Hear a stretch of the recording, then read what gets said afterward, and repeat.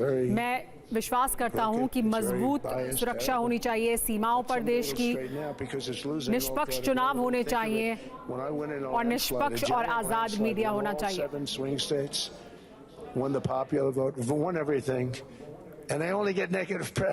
मेरे पहले टर्म के बाद निष्पक्ष चुनाव नहीं हुआ। अगर मैं राष्ट्रपति होता तो रूस और यूक्रेन के बीच युद्ध नहीं होता।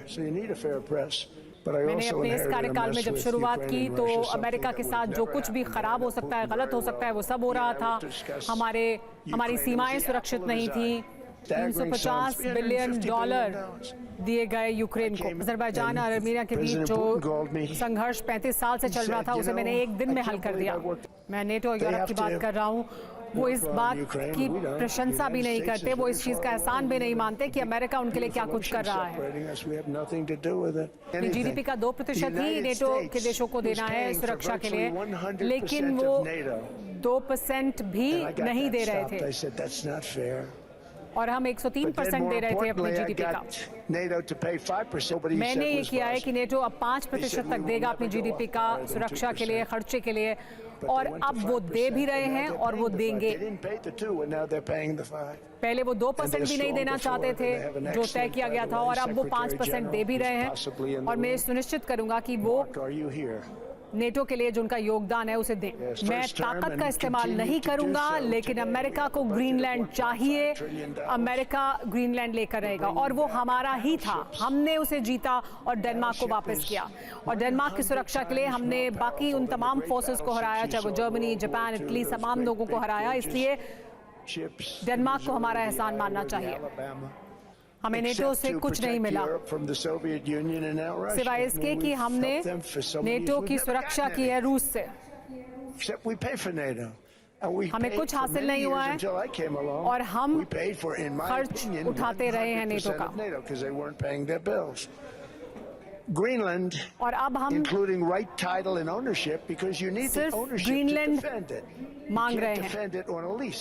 हमें ग्रीनलैंड चाहिए क्योंकि हम गोल्डन डोम बना रहे हैं, और गोल्डन डोम सुरक्षा के लिए बहुत जरूरी है। हमें सिर्फ डेनमार्क से ग्रीनलैंड चाहिए, और ग्रीनलैंड इसलिए जरूरी है क्योंकि हमें अपने दुश्मनों को खुद से दूर रखना है।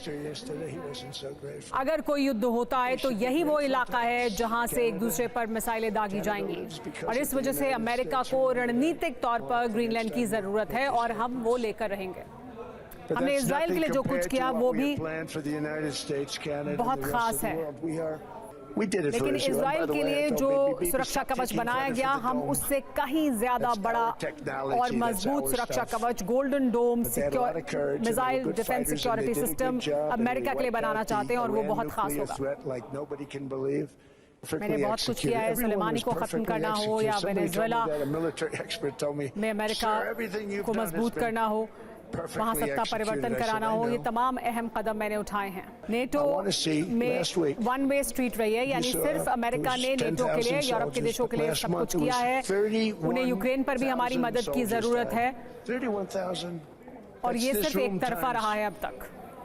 यूक्रेन युद्ध में लगातार लोग मर रहे हैं। 25,000, 20,000 हर महीने संख्या बढ़ रही है। 35,000 लोग मर रहे हैं। ये वो युवा हैं जो यूक्रेन में अपनी जान गंवा रहे हैं। दूसरे विश्व युद्ध से ज्यादा खतरनाक है, और उससे ज्यादा लोग इस युद्ध में मर रहे हैं हर दिन। यूक्रेन और रूस दोनों ने इस युद्ध में बहुत कुछ गंवाया है। मैं ज़ेलेंस्की से आज मुलाकात करने वाला हूँ, और वो भी मुझे लगता है चाहते हैं कि कोई डील हो, क्योंकि बहुत लोग हर दिन मर रहे हैं।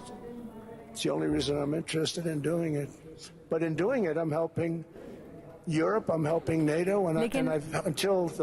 ये समझौता कराने के लिए अगर हम आगे बढ़ रहे हैं तो हम सबकी मदद कर रहे हैं। हम यूरोप की भी मदद कर रहे हैं, हम यूक्रेन की भी मदद कर रहे हैं।